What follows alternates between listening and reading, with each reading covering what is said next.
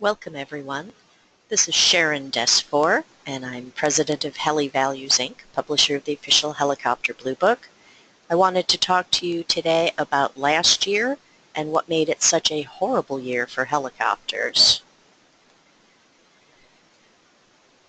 In 2016, we had the archetypical perfect storm. We had accidents, we had bankruptcies, and we had problems with the price of oil. For decades, the helicopter market has generally followed oil prices. In 2015, falling oil prices triggered a constant downward pressure on offshore operators in terms of seat price, seat volume, and number of flights per day. This lowered demand meant that more operators put their helicopters on the resale market, meaning increased supply. So less demand and more supply led to steadily decreasing sales prices and transaction volumes. 18 months ago, everyone was worried about $30 a barrel oil and the imminent increase in Iranian oil production after sanctions were lifted. But at the end of 2016, we saw the first production cut by OPEC in 8 years and the first deal including non-OPEC producers in 15 years. According to the International Energy, there were 3 straight years of overproduction from 2014 through 2016. Before November's OPEC agreement, the IEA's demand and supply numbers suggested that the market would rebalance by the end of 2017. But OPEC, Russia, and the other producers were looking to speed up this process. So theoretically, if OPEC promptly and fully stuck to its production target, assessed at 33 million barrels a day, and if the non-OPEC producers delivered their agreed cuts of 560,000 barrels a day as outlined in the subsequent agreement, then the market was supposed to have dropped production below demand in the first half of 2017 by roughly 600,000 barrels a day, and presumably bring oil prices back up to $60 a barrel. But while the balance is finally switched, there's still something holding back oil prices. Care to guess what it is? U.S. shale. I attended the Houston Energy Valuation Conference in April, and the news was good for shale producers, which means it was bad for offshore producers and ultimately for helicopters. With shale production costs ranging from $35 to just over $60 a barrel, according to Financial Times, and offshore production ranging from $50 to over $75 a barrel, obviously producing onshore is cheaper for the oil companies. And by cheaper, I mean that costs to produce shale oil are consistently falling year over year. Add to that, shale reserves are developed with many wells costing a few $1,000,000 each, rather than these multi-billion-dollar projects often required for offshore production. They're also faster to bring on and offline in response to oil prices, which ultimately means it's ridiculous to think that oil prices could become stable over the long term, much higher than $60 a barrel, whereas the helicopter industry needs oil to be in the 70s to really thrive. Now, that does not mean that I'll never see $100 a barrel oil again in my lifetime. After all, I never underestimate the stupidity of oil futures traders. But for sustainable, long-term price, I think somewhere around $60 is the target. If costs are down, then profit margins are up. And when profit margins are up, the producers like to increase their production to make more money. The U.S. Energy Information Administration's last report shows that production is already up 2.5% month over month, April to May this year. The forecast is for that trend to continue. Bank of America Merrill Lynch is predicting a 3.5 million barrel per day increase from today's rates by 2022. That's a 70% projected increase in just 6 years. I have a 3-minute video here from Financial Times that I think encompasses the whole topic pretty well.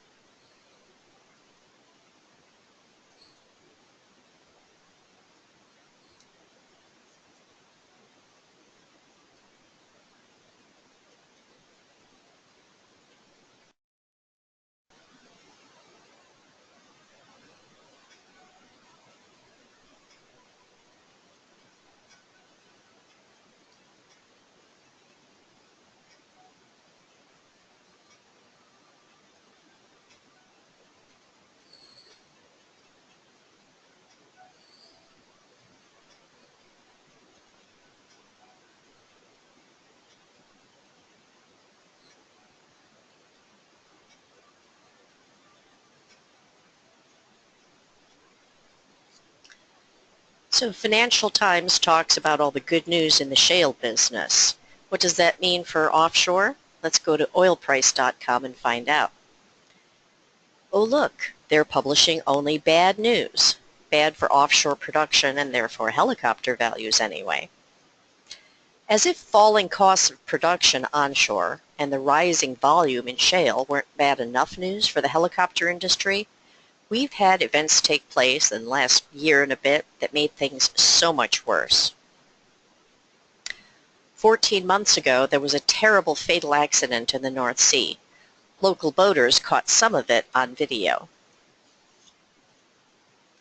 This video was taken April 29, 2016, of an Airbus H225 operated by CHC Helicopter Service AS, that's the Norwegian branch of CHC Helicopters. They were flying from North Sea platform Gullfaks B to Bergen Airport in Norway. There were less than 10 minutes remaining flight time before the scheduled touchdown. While in cruise flight at 2,000 feet, the main rotor head and mast detached from the aircraft. Both members of the flight crew and all 11 passengers died in the crash. The Accident Investigation Branch Norway, that's the AIBN on the screen, made their preliminary report on April 28th, 1 year after the accident. Their investigation has shown that the accident was a result of a fatigue fracture in one of the 8 second-stage planetary gears in the epicyclic module of the main rotor gearbox. The Super Puma's main gearbox is split into 2 main sections. The lower section, referred to as the main module, is that gold-colored bottom segment of the picture.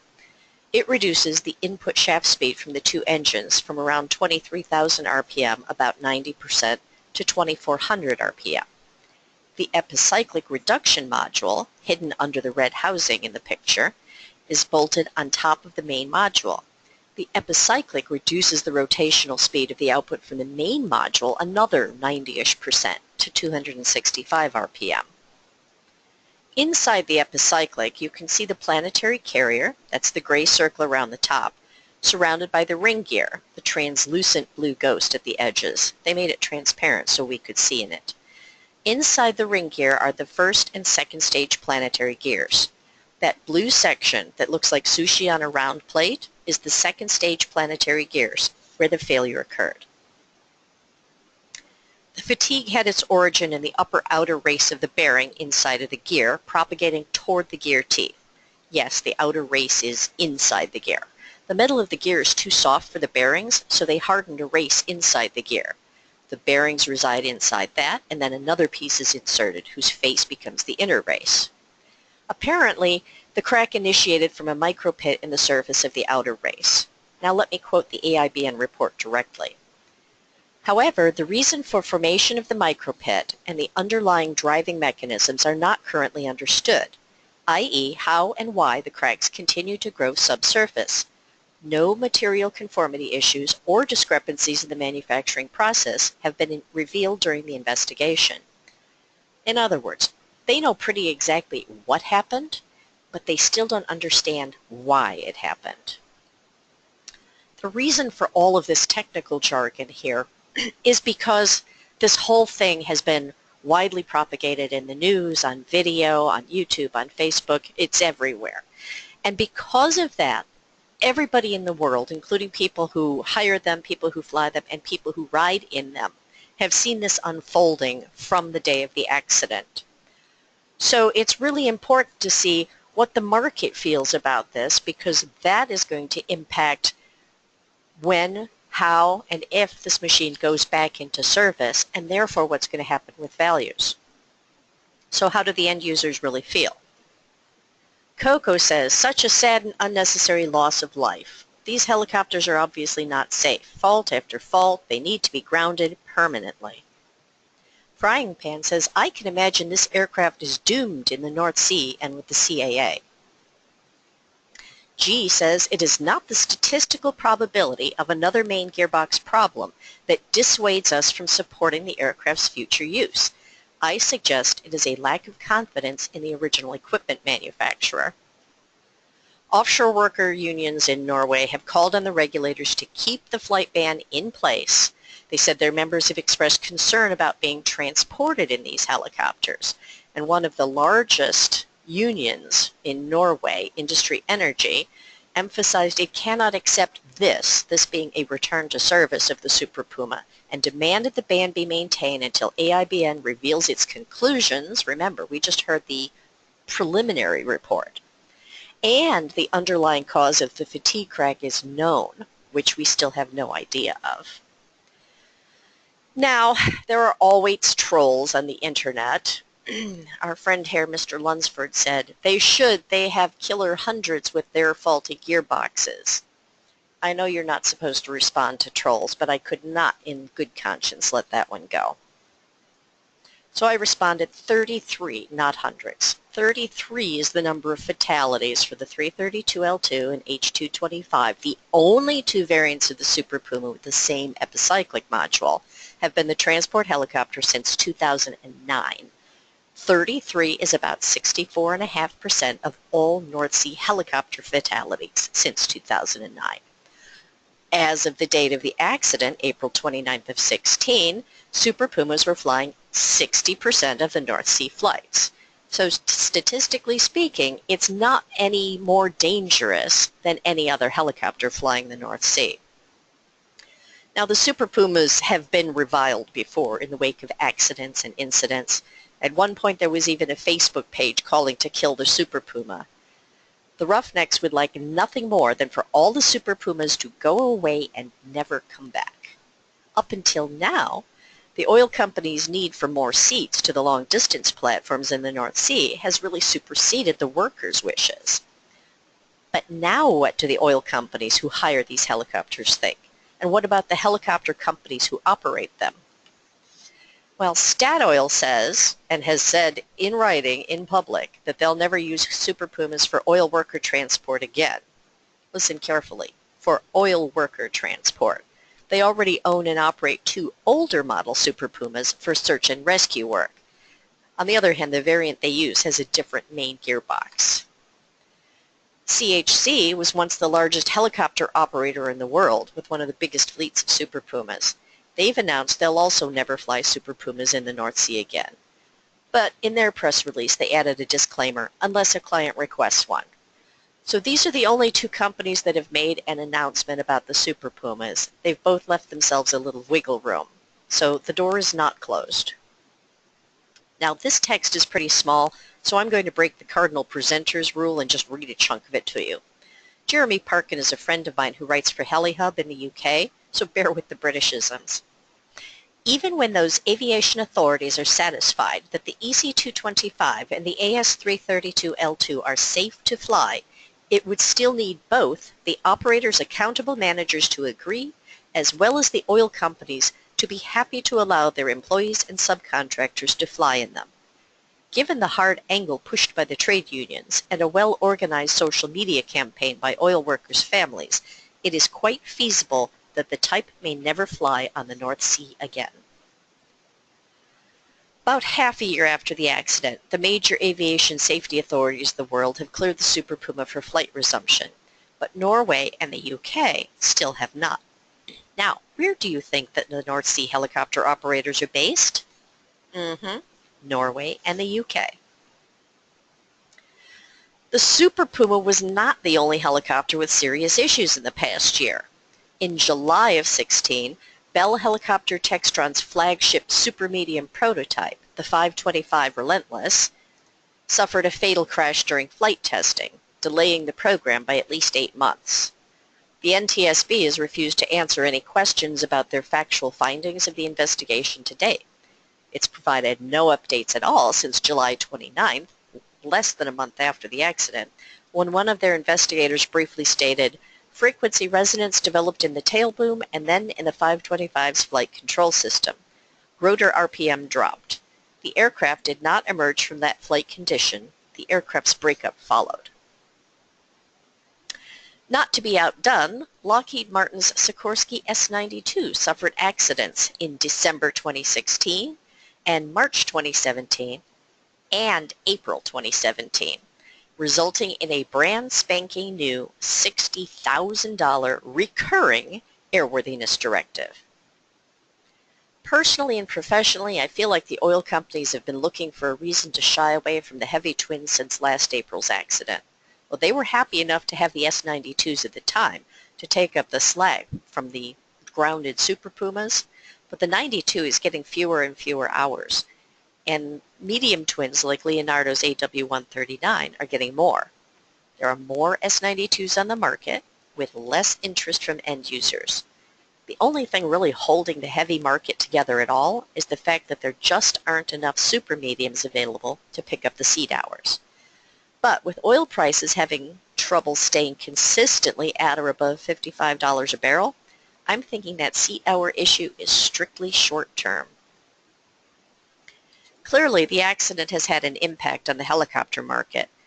CHC declared bankruptcy within a week afterward, understanding they had no hope of utilizing the 225s and possibly the older Super Pumas as well. The impact of the investigation itself on both values and marketability of the 225 and 332 L2s has continued to worsen as time passes.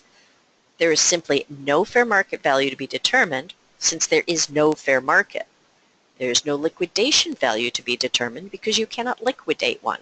Everyone is sitting tight and holding on to them, hoping against hope that something happens to restore this helicopter to the market.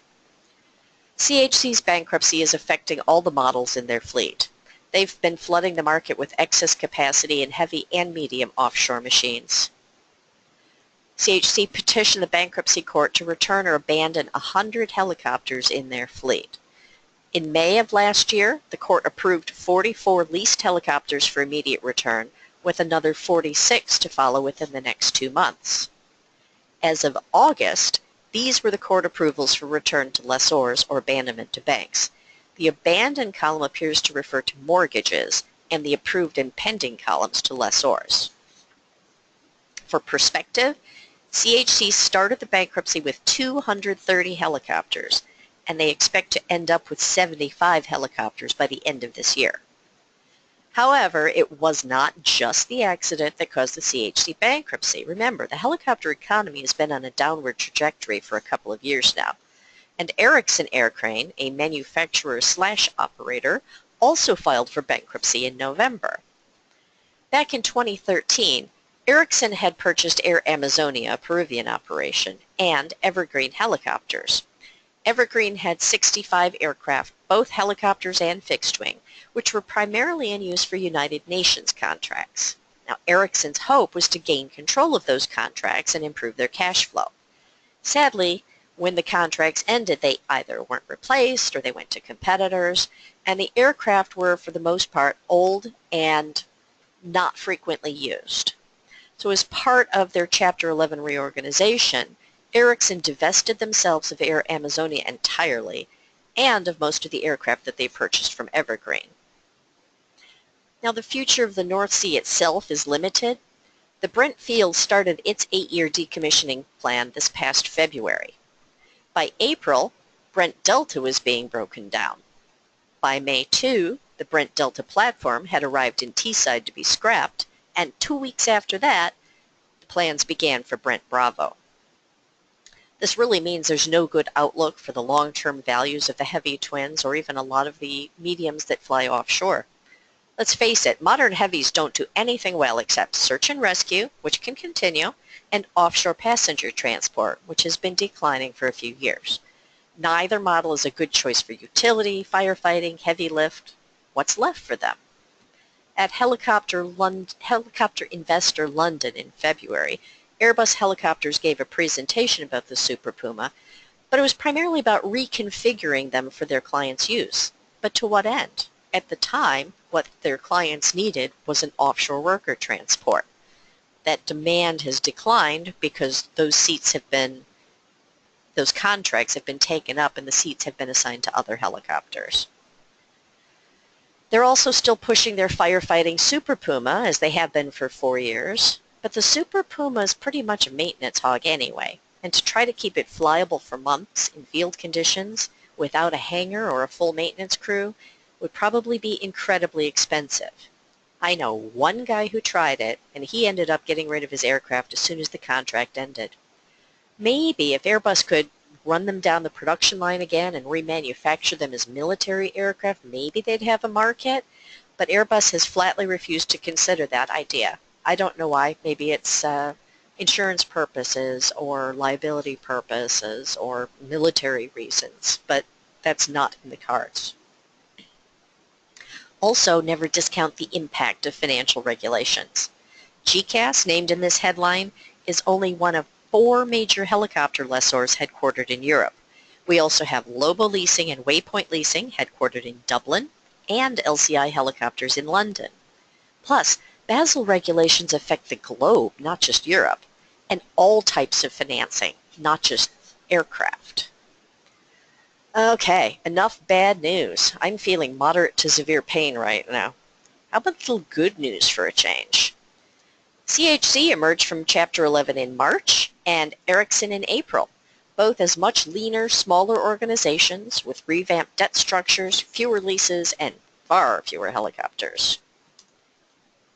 OPEC and Russia have actually agreed to extend their production cuts to try to keep prices up. Helicopter accidents decreased by 12% year over year and 27% over the past 4 years. Fatal accidents decreased 2% year over year and 50% over 4 years. I guess the International Helicopter Safety Team is doing some good. So the past half hour I've been talking a lot about the economy, the portions of the economy which impact the helicopter market. Let's talk about the status of the helicopter market today and my personal thoughts about its future. There were significant changes to helicopter values during HeliValue's price meeting in March. The aircraft that had the most significant movement was the Sikorsky S-92A on the screen. This is mostly due to the scarcity of contracts in the North Sea. Obviously, based on the last 30 minutes, the plunge in oil prices and the continuation of those low prices is the main reason for the low helicopter activity.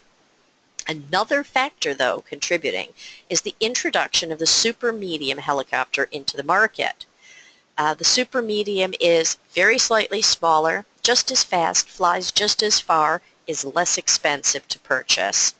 So Airbus introduced the H-175 and Leonardo the AW-189 into an already saturated market. But the cost savings of leasing, buying, and operating a super medium is giving them an edge compared to the true heavies. There's also been an increased use of AW-139s and other mediums where they can be employed over the other aircraft. Any way you look at, contract activity is very low, and some available contracts are now requiring alternatives to the S-92. On the slightly brighter side, or at least the slightly less dark side, oil prices might not have to recover quite as much as some have feared to bring more activity back to the North Sea. Now the big players, ExxonMobil, Shell, BP, Hess, they'll need a large profit margin to operate and explore. The smaller players like Wintershall, Dalek, and Chrysaor don't need large exploration budgets. They don't explore. They exploit the so-called spent oil tracts, so they don't need the price of oil to be as high as the majors do. Wintershall's Maria field was drilled for the first time in the 1980s by Statoil. Wintershall acquired the rights recently, and by combining pipelines and consolidating oil rigs, they plan to continue to extract oil and make a profit. This is one possible future for the so-called played-out oil fields throughout the North Sea. In a similar vein, at the Houston Energy Conference I mentioned earlier, one of the presenters was Casey Stewart from DGE, and his take is that subsea tiebacks are the fastest growing segment in offshore oil production. Still, even he noted that the outlook on the future of deepwater platforms, where heavy helicopters really shine, is still declining. So, in service of these smaller oil companies, $55 to $60 a barrel oil could conceivably bring some new contracts. In these cases, older helicopters wouldn't be a problem as they are with the major oil companies, since these smaller operators need a tighter margin to be profitable. Read cheaper helicopters there. Presumably, technological advances will continue to drive down drilling costs both onshore and offshore. meaning more production, possibly lower prices, uh, bad news. However, let's not forget that Saudi Arabia has an interest in maintaining OPEC's production limits and keeping prices up. The Saudi Aramco IPO is now scheduled for late 2018 or early 2019. Mediums are mostly stable, with some softening, but there's a significant market for one particular model.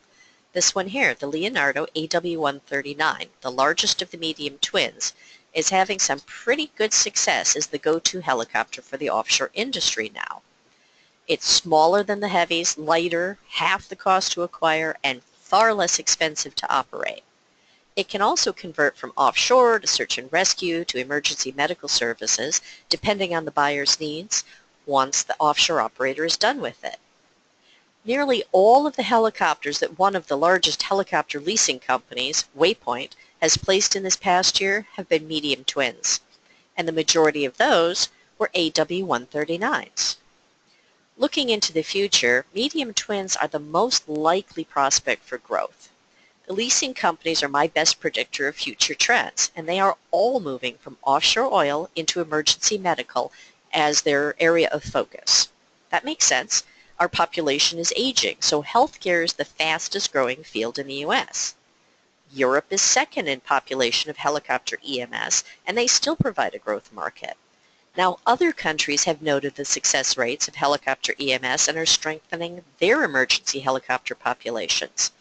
Even China, with their new barely open skies civil aviation policies, has ordered 30 helicopters to be delivered in 2017 for emergency medical services. I think that might bring them up to 31 total. Light twins continue to struggle to find a place out there. Values have dropped to record lows, and so have contracts for them.